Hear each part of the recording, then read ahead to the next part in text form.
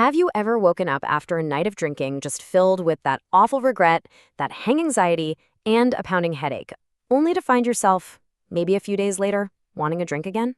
I mean, it's a really confusing and frustrating cycle, right?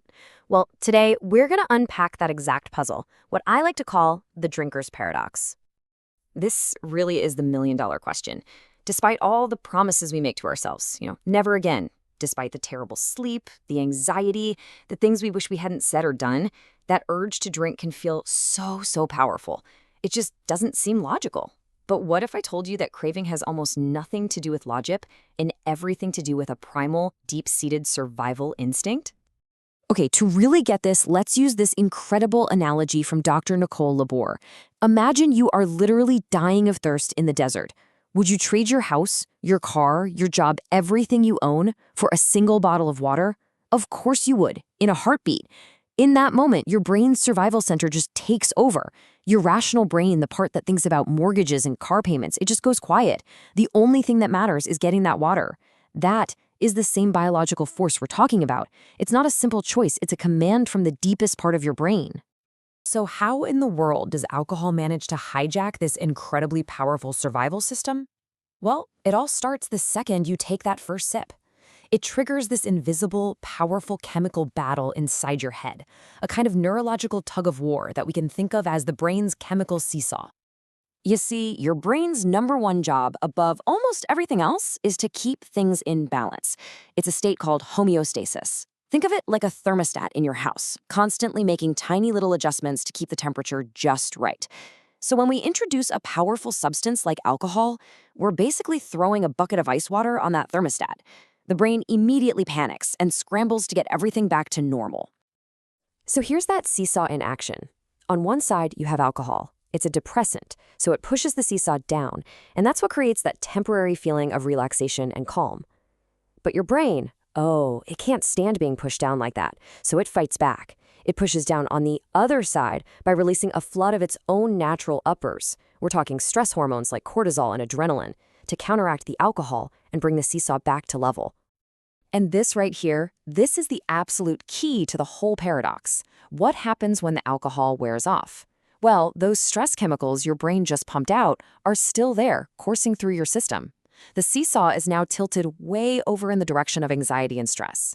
In its effort to find balance, your brain has actually created a net increase in unease. So let me put it plainly, alcohol doesn't just manage your anxiety.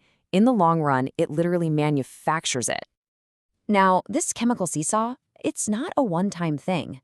When you drink regularly, it creates this powerful, self-perpetuating cycle. This is what's known as the tolerance trap, and it's exactly how just one more drink becomes a seemingly inescapable loop. Let's walk through the cycle. Step 1, you feel stressed, so you have a drink for release. Step 2, your brain, doing its job, overcompensates with a flood of its own stimulants. Step 3, the alcohol wears off, but those stress hormones are left behind, leaving you feeling even more anxious than when you started. That feeling, that's withdrawal. So step 4, what's the fastest way your brain knows to suit that new, even worse anxiety? Another drink. And so the cycle begins again. Each drink becomes the solution to the problem the last drink created. Does this sound familiar to anyone? Waking up in the middle of the night, heart pounding, filled with this nameless, awful sense of dread? Well, that's not just some random anxiety. That 3 a.m. wake-up call is a classic sign of this process. It's often the exact moment when the alcohol from the night before has fully worn off, and those stress chemicals in your brain are at their absolute peak. It's peak withdrawal, and it's flooding your body with cortisol, wrecking your sleep, and putting you in a state of pure panic. Now, over time, the brain gets better and more efficient at fighting back. This is what we call tolerance, but it's a total trap. It means two things are happening. First, the initial good feeling you get from a drink gets weaker.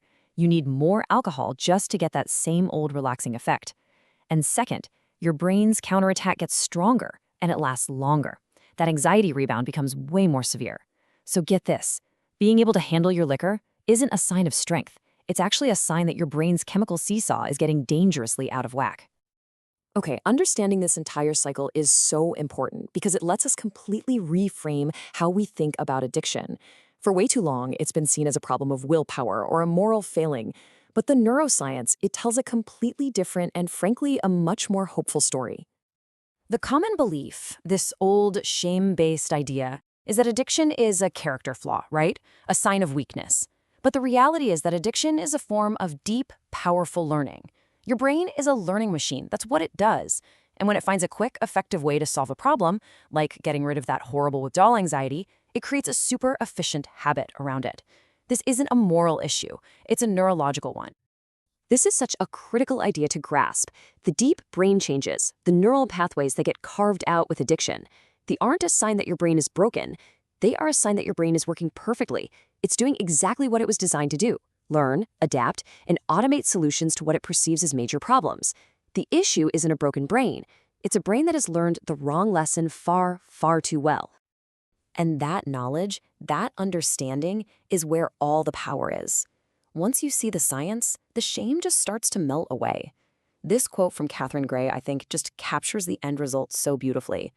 It's not about being perfect. It's about knowing that when you take away the substance that's unbalancing your brain, you give yourself a baseline of hope, even on the days when things are definitely not okay.